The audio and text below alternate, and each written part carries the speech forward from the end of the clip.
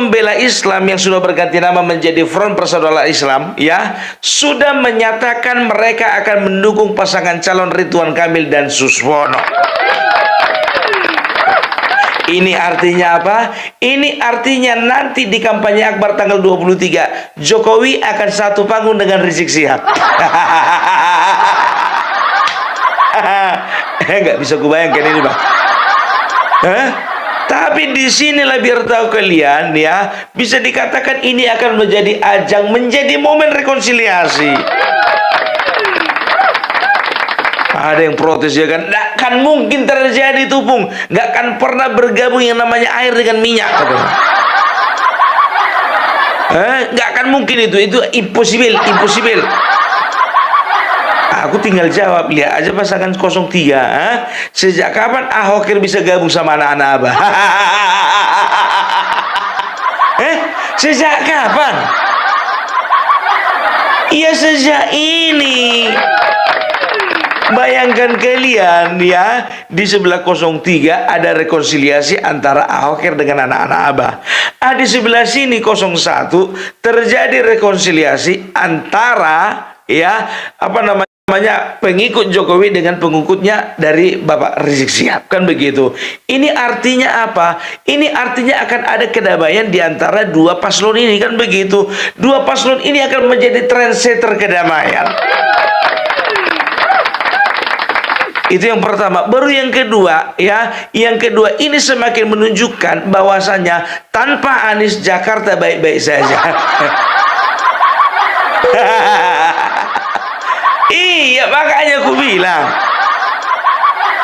inilah hikmahnya kenapa Anies tidak jadi ikut di dalam Pilgub Jakarta.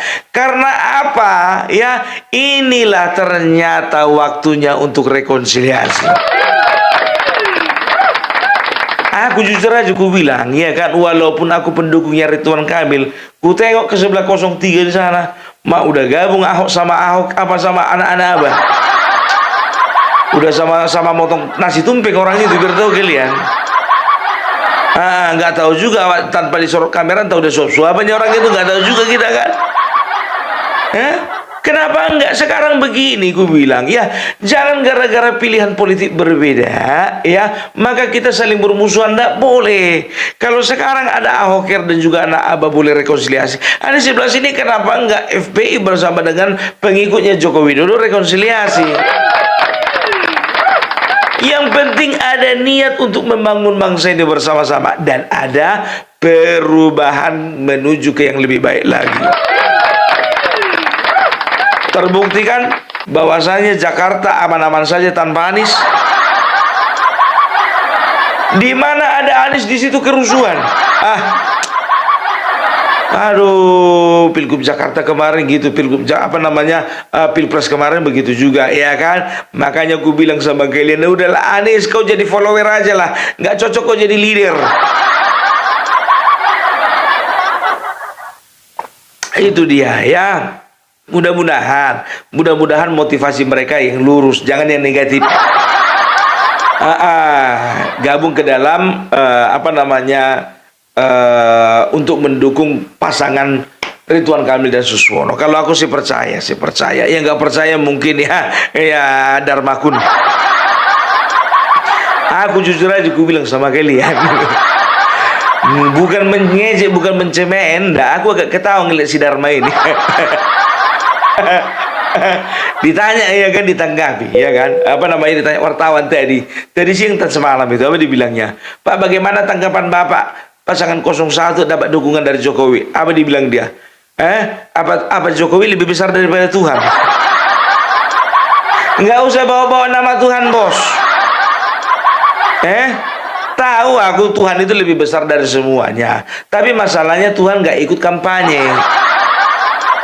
Gitu. Tuhan itu sudah memberikan akal kepada kita untuk memilih siapa pemimpin yang terbaik, dan Tuhan juga sudah memberikan akal kepada calon-calon pemimpin ini apa yang akan dilakukannya untuk rakyatnya.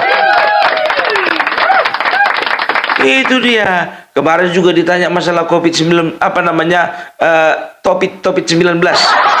Aku takut kali kalau misalnya bilang-bilang topik-topik ini ya kan. Nanti dibilang pula lagi apa namanya kena copyright. Ditanya masalah topik 19 ya kan. Bapak percaya sama topik 19 kata gitu kan. Saya nggak percaya. Saya cuma percaya sama Tuhan. Aduh, Bapak ini memang. Tapi biarkan saja lah. Apa dibilangnya juga lagi? Saya tidak punya koneksi, saya tidak punya uang, saya tidak punya finansial. Ya, ngapain Bapak nyalon? Iya kan? Yang kita ribut adalah hati masyarakat katanya. Memang betul. Tapi uang minyak itu bayarnya pakai apa?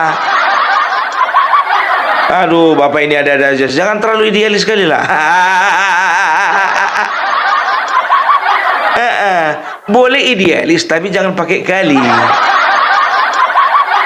Gitu loh, agak apa, agak ngeper dikit, agak apa, agak fleksibel. Gitu dia ya. Jadi aku kasihan juga ini yang tengah-tengah ini siapa yang mendukung ini. Kayaknya aku tengok nggak ada penambahan massa. Tapi kita doakan saja biar dia bisa mendapat gambaran nanti kira-kira berapa persen suara yang dibutuhkan ya kekurangannya untuk menjadi seorang gubernur. Ditengok contohnya nanti kan. Misalnya Ridwan Kamil mendapatkan suara misalnya 53%, ya kan? Begitu apa namanya? Pramono Anung dapat suara 40%. Nah, dia berarti yang satu 51, yang satu lagi 41, ya kan? Berarti ada sekitar 92, berarti 8% sama aku. Mak banyak kali rupanya kurangnya kalau mau jadi gubernur. Ya itulah dia, cemana mau dibilang ya kan.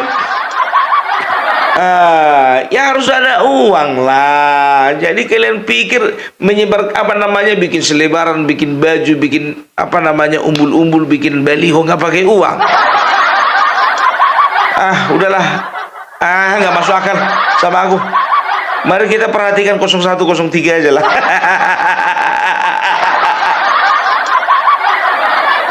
Pung, kau jangan kayak gitu, Pung. Aku ini pendukung Dharmakun. Memang betul kau pendukungnya. Tapi kan kalau kita berbeda pilihan kan boleh loh. Ya itu tergantung. Aku kembalikan kepada rakyat Jakarta. Siapa mau dipilih? Ya kan begitu kan. Jadi mudah-mudahan rekonsiliasi ini betul-betul terjadi. Aku biar tahu kalian. Sudah ku imajinasikan bagaimana nanti Bapak Jokowi duduk bersebelah-sebelahan sama Bapak Rizik Syihab. Bapak Jokowi sebelah kanan, Bapak Rizik Syihab sebelah kiri. Di panggung ini ya kan. Yang lain asik joget-joget dangdutan segala macam orasi ya kan. Ngobrol lah orang ini dua. Ya kan? Apalah sama dibilang Bapak Jokowi sama si Habib. Bib. Masih ingat gak karo aku? Ya ingatlah Pak. Bapak kan yang membuarkan kami dulu. Ojo diinget-inget toh. Ya gimana saya nggak mau ingat Pak? Orang Bapak udah bubarkan. Loh nggak usah. Ojo nesu tuh kan wis ganti nama. Semangat toh Pak, semangat. Semangat. Ya semangat. Piye kabare?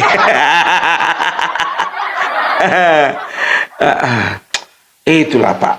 Sekarang yang jadi pertanyaan saya, kenapa lah Bapak kemarin bubarkan kami ini? Ya udah tak kasih tahu. Gini loh, sampean iki bikin pasukan ini, untuk apa bikin pasukan? Lah kan saya kan sudah punya pasukan. Ini Bapak bikin pasukan razia nanti di klub malam, razia di tempat biliar, razia di tempat karaoke. Ya jangan nonton Pak, itu kan kerjanya kerjanya Satpol PP. Ini Pak kemarin itu Pak Satpol PP pada telepon loh sama saya. Ya mereka bilang begini toh, Pak Bapak Jokowi ini gimana toh? Anak buah saya makan gaji buta ini. Ini kerjanya udah diborong semua sama FBI. Walah. FPI ki piye to? Ndak dapat gaji kok kerja sendiri. Yang saya sesalkan itu Bapak Rizik, Pak Habib.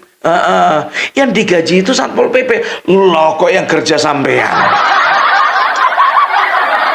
Bukan gitu Bapak Jokowi. Saya melihat bagaimana kemaksiatan itu sudah membabi buta. Jadi kalau saya lihat ya, nggak cukup. Nggak cukup itu apa namanya Satpol PP, turun juga polisi, turun juga tentara, nggak cukup. Perlu ada masyarakat yang bertindak. Makanya kami hadir Bapak Jokowi untuk apa? Untuk membantu aparat bagaimana mengurangi tingkat kemaksiatan. Kata Bapak si Habib, ya kan? Ya, datang Pak Jokowi. Oh, ngono tuh. Iya gitu Pak. Ya wes, tapi kamu itu kelewatan loh. Ini masyarakat lebih takut loh karo FPI daripada polisi. Itu makanya aku was-was. Ya wes, Bapak Jokowi, ini kan kita kan sudah ganti nama. Kita bukan lagi Front Pembela Islam, kita sudah berganti nama menjadi Front Persaudaraan Islam. Dan kita bisa lihat ke depannya, kita mari sama-sama membangun bangsa ini. Ois, mantap ini. Yowes, kalau kayak begitu, Pak Habib, untuk kedepannya kita mudah-mudahan bisa gandengan tangan ya. Mereka bahwa ketika kita bersatu, maka kita bisa menentukan, bisa memenangkan pasangan Ridwan Kamil ini sama Bapak Suswono. Wah, setuju Pak. Kalau kayak gitu Pak, aku nggak bakalan raji-raji lagi Pak. Tapi jujur Pak, yang sekali ini Pak, jangan lagi dibubarkan ya. Alah. Piye toh, saya kan tidak presiden lagi. Ya kalau sampean macam-macam yang ngebubarin pasti Bapak Prabowo. Akhirnya semua ditutup dengan doa. Ya, itu yang kudramatisirnya. Kalau di lapangan nanti ya kita harapkan sesuai seperti itulah. Sama kayak Ahok. Iya kan, sama apa namanya Ahoker sama Nana Abah. Duduk samping-sampingin lah ini siapa namanya si Anies sama si Ahok. Ditanya lagi lah ya kan. Ini Ahok sama si Anies kan begitu. Masih ingat sama Owe? Oh, Bapak ini penjara kemarin ya. Iya, gara-gara kau. Gimana lagi Pak? Bapak pula terlalu berani main-main ayat. Kalau Bapak nggak berani main ayat kemarin Pak, nggak akan ada bulunder Pak. Ya tapi kau tuh kelewatan ha. Saya itu berjuang untuk rakyat Jakarta.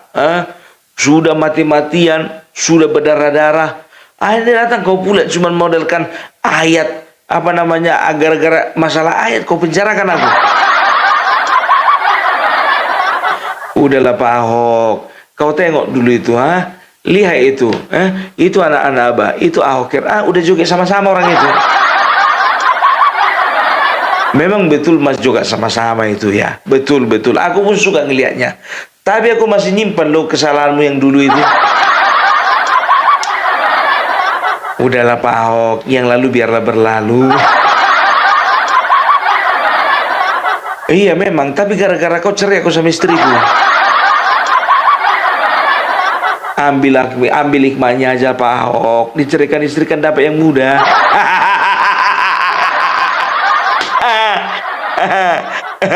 Datanglah siapa ini kan, si Ahok ini bilang, kau mau dapat yang muda nggak? Masuk penjara kau kayak aku. Mau? Biar di penjara kau biar dapat yang muda.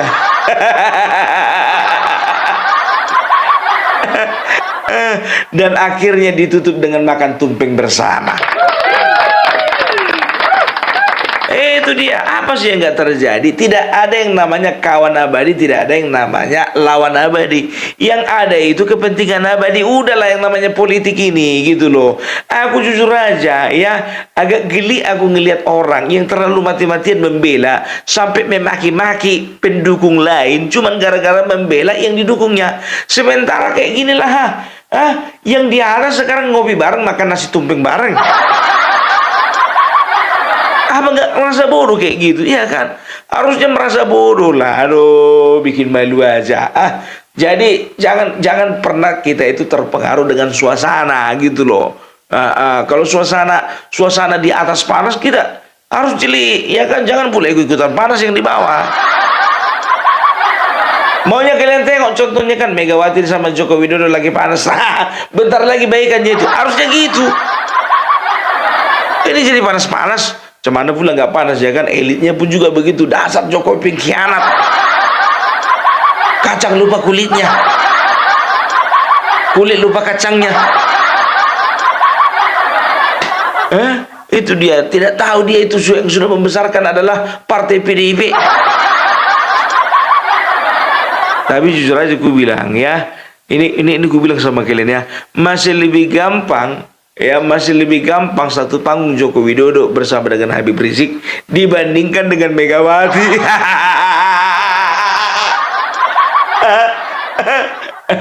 Datanglah orang itu kan, yang tadi itu yang gue bilang itu tadi, bisi-bisi itu, Bib, aku ada ide. Gimana kalau kita tenggelamkan orang itu selama-lamanya?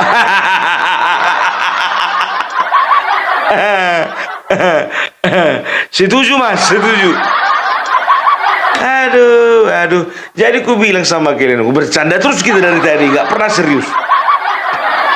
Jadi ku bilang sama kalian, ini akan merubah peta politik. Ya, kenapa bilang ya? Memang jujur saja ku bilang, elektabilitasnya Ridwan Kamil itu sudah diserobot memang sama Pramono Anung dan Dul, ya kan? Tapi kita nggak bisa tidak bisa pungkiri, karena memang Pramono Anung ini banyak ini sponsornya. Mereka itu bukan cuman habis bermiliar-miliar, ya, mereka itu habis triliunan. Ya, bisa dikatakan sponsornya banyak gitu. Tapi Ridwan Kamil, ya, bisa dikatakan mereka itu hanya ratusan M-nya keluar, ya, nggak nyampe triliunan gitu. Nah, yang tengah-tengah, nggak usah kalian tanya, ngaku dia udah nggak ada punya uang kan? Itu dia, ya. Jadi bisa dikatakan, ya, segala sesuatunya itu bisa berubah, ya. Jadi ini Bapak Jokowi sudah turun gunung nih, ya. Turun gunung ini bukan artinya RK panik, bukan. Ya, itulah namanya strategi, kan begitu. Yang namanya dalam politik ini, kalau ketokohan kita tidak cukup, ya, untuk untuk meraup suara, ya kita perlu endorse dong. Perlu endorse, apalagi nanti kalau misalnya Bapak Habib Rizik Syihab sudah orasi, ya kan? Oh, udah semua manut itu. Tambah suara, ya kan? Itu dia, ya. Ini sekarang kita positive thinking aja, ya. Sesama anak bangsa kita harus sama-sama membangun, sesama anak bangsa kita harus saling support, ya kan? Kalaupun ada kesalahan di masa lalu, kalaupun ada hal-hal yang tidak enak di masa lalu, tapi masih bisa diperbaiki ke depannya, kenapa enggak?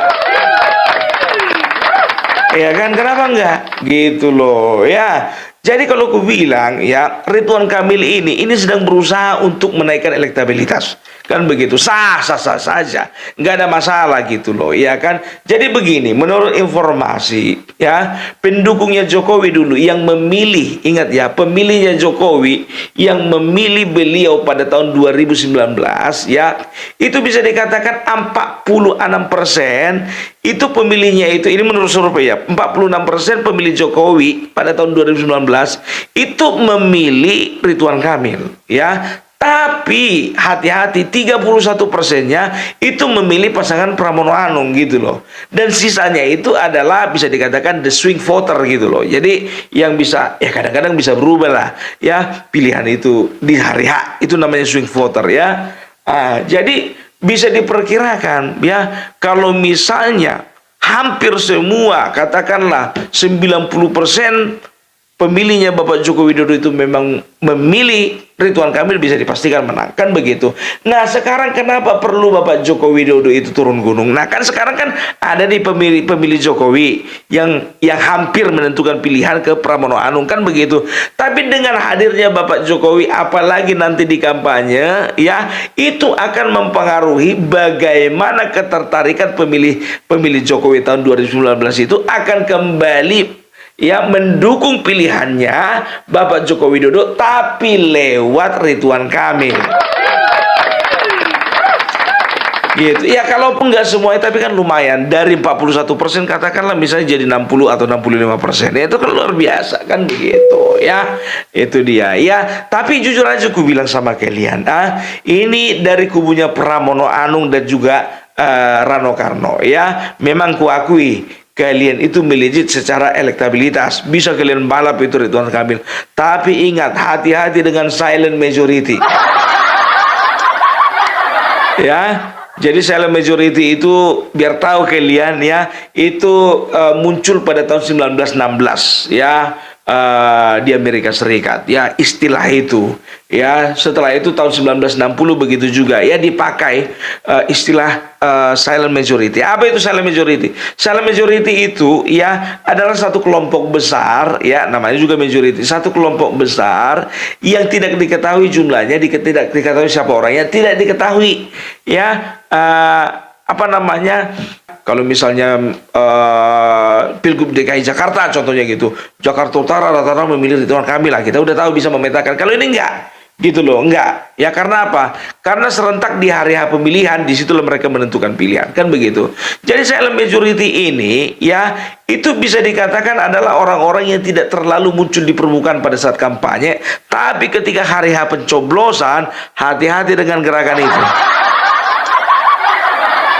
Ya, silent majority bisa apa namanya, berasal dari misalnya kaum pelajar ya, pelajar yang sudah usia memilih ya. Setelah itu dari golongan masyarakat yang bisa dikatakan tidak terlalu paham media sosial, tapi dia hanya penikmat, tapi dia tidak mau komentar ya, itu dia. Baru ada kaum lansia, kaum minoritas, kaum difabel ya, dan juga banyak kaum-kaum lainnya yang kalau digabung mereka bisa menjadi majority, kan begitu ya. Jadi jangan jumawa dulu ya, sama seperti Pilpres kemarin ya. Aku ingatkan ini ya, aku ingatkan untuk pasangan Pramono Anung dan juga Rano Karno. Aku ingatkan ya, coba bayangkan kalian, kurang meriah apa lagi kalau Ganjar misalnya lagi kampanye ya. Coba bayangkan aja, musiknya itu slang, bisa dikatakan mereka itu